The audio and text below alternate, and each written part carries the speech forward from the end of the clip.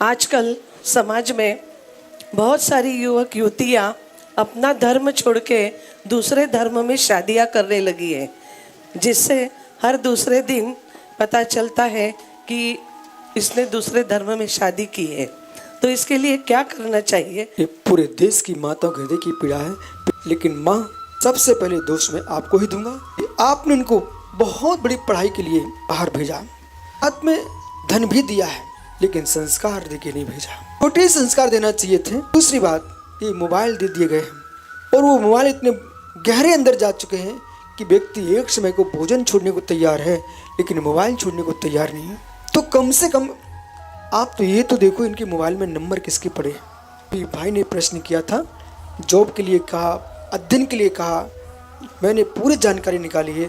अधिकांश जो बच्चियां हैं एक बार बालक मान ले पर बालिका नहीं मान रहे, और ये सब या तो पढ़ने के नाम से गई हैं या फिर सर्विस के नाम से गए हैं।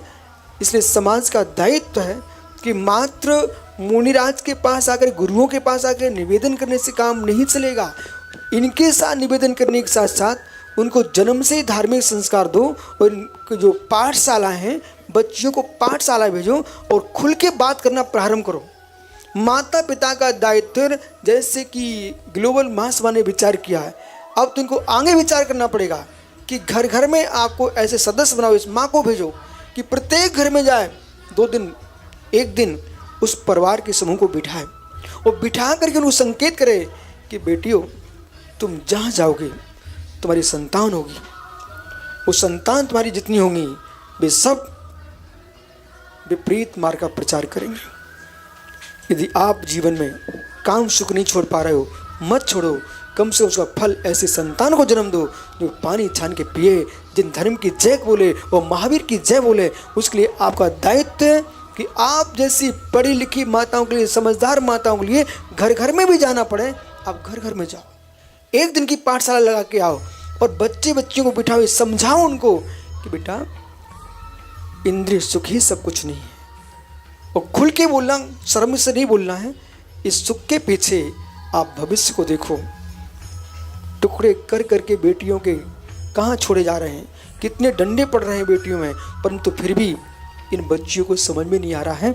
इसलिए आपको उन महासतियों की कथा सुनाओ, ब्राह्मणी सुंदरी की सुनाओ, मनोवती की सुनाओ, सोमा सीता की सुनाओ, जिन्होंने ओह सीता से मिलो, रावण ने क्या नहीं सोचा और कितना लोभ नहीं दिया, तब भी सीता ने मालूम क्या बोल दिया था, सीतो बचहा कुशीलस्य विभम केवलम बलम साधुजन शीलस्य धृद्रपि भूषणम।